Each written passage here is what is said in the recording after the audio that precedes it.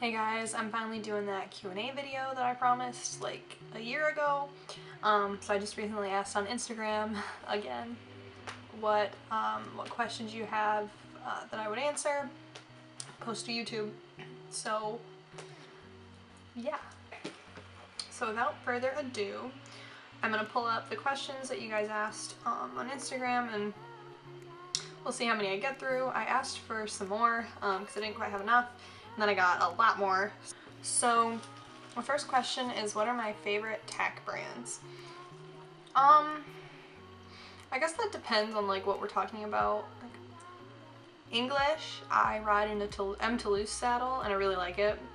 But like out of the things that I can't afford that I would really like, I'd like a CWD or Western, Wenger or Harris, obviously. I'm pretty sure that's a common answer, but what is your best class you show for you in Koda? I would say our best class is probably the Hunter Under Saddle. He really enjoys that class, and normally in like the other classes he's really full of attitude and not super apt to do the things I want him to do with a smile on his face. He's just not very happy to do a lot of other things. So, but I noticed that in the Hunter Under Saddle, not only is that something that we normally place really well in, he seems to enjoy it and doesn't ever have an attitude in that class. He just likes trotting along, and I think he likes how forward it is and that he doesn't necessarily have to think as hard as the other classes. So tips for the Hunter Under Saddle. I'm not a professional or anything, and I kind of just wing it most of the time. So I would say, I don't know, like when you're trotting to do like a rectangle, and I like to keep Koda on the inside because he's little and you can get lost on the rail really easily. And you can't exactly ride a rectangle if you're stuck on the rail. So, you know, you take the long side and you go, you know, as best you can down the long rail, and then you pick them up a little bit, turn your corner, set them up again for the next long rail. The other tip I have is just stay forward, because nowadays you see a lot of Western horses being thrown in the Hunter Under Saddle that they really don't like track up like the English horses, and judges really like a nice forward horse, and they like them ridden in front of the vertical a little bit, a little nosed out, which not all horses can go like that, but if you can, that's mostly where I see the horses that win frequently. They're riding around nosed out most of the time.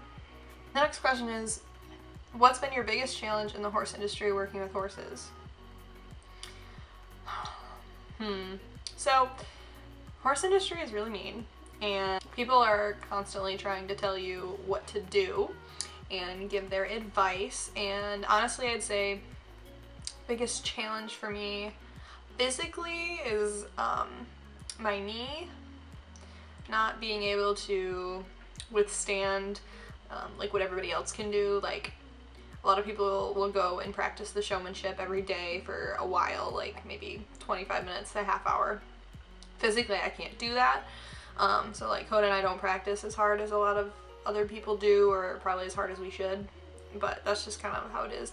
I would say in general though, like, and I know I subject myself to it, but being on social media and having a lot of followers, a lot of people form an opinion about you even if they don't know you, and I get a lot of unsolicited advice that I don't ask for, and some of it comes across really rude, so that always kind of like sticks in the back of my mind. How did you go about beginning to show in the big breed shows? Honestly, I just jumped right into it, and I probably shouldn't have, but yeah, I just dove head first. I was like, okay, now we're gonna show.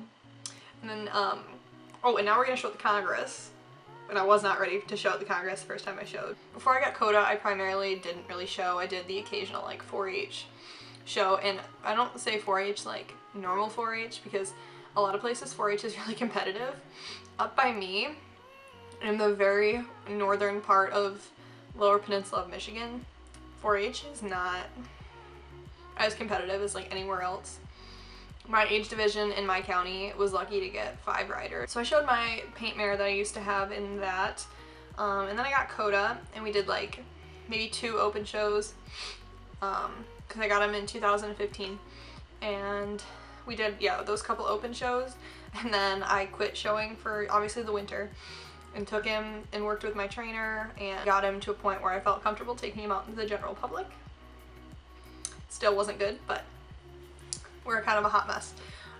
So I took him to a smaller quarter horse show to begin with, and then I started doing the bigger ones like right away. And I showed a lot the first 2 years. We did almost every quarter horse show that I could get to, you know, and get off work. So it was not pretty. Just because I showed at the big level doesn't mean that I should have been there, but it was. And it helped me get to be able to show at that level successfully because I learned a lot by trial and error and never placing. So how did you find Koda and what made you choose him? Well, I was searching just like casually for a horse. I still had my paint mare, and I posted on Facebook that I was originally looking for a jumper, like a thoroughbred or something off the track. And then I realized that around me, there really aren't jumping shows or anything. Like, you have to go really far away. And the same can be said for like circuit quarter horse shows, but not as far away. Like in Michigan, especially in northern Michigan, there is nothing as far as jumping. There's Great Lakes Equestrian Festivals like 20 minutes from my house, but that is like such a high level. I would never have got there because I would have never been able to show at the lower levels first. So I got in touch with a lady who's quite known for selling horses, flipping horses and selling them right away on Facebook, and she actually hadn't posted Koda yet. She said she was going to keep him at a lower price because she hadn't had him very long. It hadn't, you know, put a lot of rides on him or anything. He was he had just turned 4, and my uncle, it was down by Detroit, my uncle lives down there and went and checked him out for me. My uncle's not a horse person, but he basically just like took a bunch of pictures and videos and sent them to us. They were really bad quality, like they were really blurry, I couldn't see him hardly, but I liked him from what I could see, and I knew he was really green. Like, I don't know exactly how many rides she had on him, but I would say like when I got on him for the first time, it felt like barely 30 rides. Like, he didn't know how to do very much. But basically, the way the deal went was, she's like, okay, you can have him for this price if you come pick him up by Tuesday, or he gets, you know, he leaves by Tuesday. And it was like Sunday night, and we just so happened to know somebody going down there with a trailer. And so I never went and looked at him. I never vetted him. Never did anything like that. Hardly even saw any video. And so yeah, we had him shipped up to us, and he got off the trailer. And honestly, there were a lot of things that I was like, ooh, maybe I should have looked into this a little first. But either way, I'm glad I ended up with him because we do well together. I can't imagine him being somewhere else because not a lot of people would put up with him. Future plans with horses. Are you wanting to have a career with them, or do you have plans for getting another one? I don't plan on a career in horses exactly. I'm applying to vet school very soon, and so that's my goal. Vet school is really, really competitive, and well, I think I have a good chance of getting in at some point. My fallback plan is a career with horses. Not that that's a good plan for me because, like I said, for me to train horses for a living, my knee probably wouldn't hold up for that. I have a hard enough time riding a couple horses a day during the summer at my jobs, let alone having a career where I have to ride like a lot every day of the week. So I do have plans, like tentative plans. After vet school, I'd really like to get a 2-year-old, probably like a hunt seater, to put some work on and then resell, just to kind of make some money, have some fun, because Koda's getting very, very broke, and after vet school, that's even, you know, 4 or 5 years in the future. I don't want to say that I get bored with him, but there's not a whole lot of things to work on, and I liked training and putting time on green horses. So, did you have horses before Koda? Yes, I had the paint mare, who was a rescue, who I sold to a girl kind of down in southern Michigan, and I've seen her. I try and go and see her every year, and I have done that. I saw her this year at the state 4-H show. How to start a horse in the trail. So I started Koda in the trail, and to be totally honest, I just, once again, winged it. I had no idea. I still don't really know what I'm doing. He just happens to be naturally pretty good over the poles, which is weird because he never used to be. Like, he used to fall over poles, and I used to make fun of him, and he never did pole work. A lot of people know I went to the University of Findlay last school year for my freshman year of college, and I had a lot of really good resources there. I was on the Western equestrian team, so I learned a lot, like, within myself.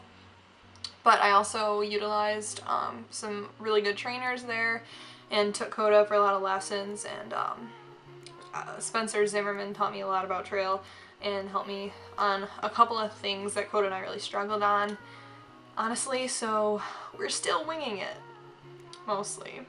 I don't really know what's going on. I just pretend like I know what's going on. When will the show season grind start? So it was supposed to start this past week, but then Koda was a little off, so it should start next week. Fingers crossed. How did you start riding? Like I said, I started when I was like 3 on a little pony. How are the AQHA shows in Missouri? I'm not really sure. I've never been to Missouri. I showed Michigan, mostly. What discipline do you really want to try? I rode some reiners at Findlay when I went there, and honestly, it was so fun. I'd want a reiner if I got another horse outside of AQHA, like all around stuff. I'd get a reiner. How was your experience at the Congress 2017 versus 2019? So, like I said earlier, I was not ready to go to Congress in 2017. Like, Koda and I, we weren't ready. I'd only had him going for a couple of years. That was his first year, actually one-handed, because that was his 6-year-old year. So we started him one-handed in like April, and I didn't really work on it that much. Had I focused and went to the Congress and just did Huntsy, I think we would have done better, but I did everything. And that was the time where my knee was at its worst, and I had like gaping holes.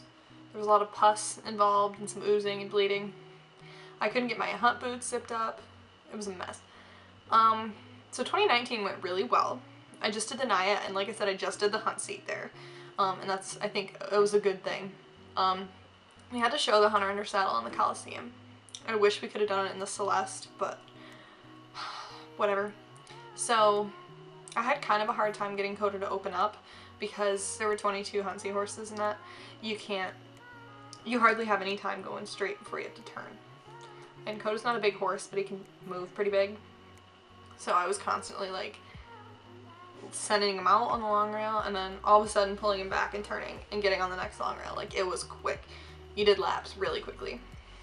And so we ended up finalists this year at Congress. And I know I've talked about this a lot, but we would have done a lot better. However, the last lap of our last canter, like, we'd already gone the first direction, everything was great. I was having a great ride. Like, he knew, like, that it was time to do his best. And he was riding really, really, really well. But then, a place we'd passed many, many, many times suddenly became very scary. And he spooked really big. And he didn't do anything bad. He just, like, we were cantering, and he just, like, saw it, stopped, turned his body, and, like, looked at it. And I was like, go, let's go. I was kicking him, I was kissing at him. He was not moving. So then he, like, trotted sideways down the rail a little bit, and then we cantered off and finished, and everything was fine.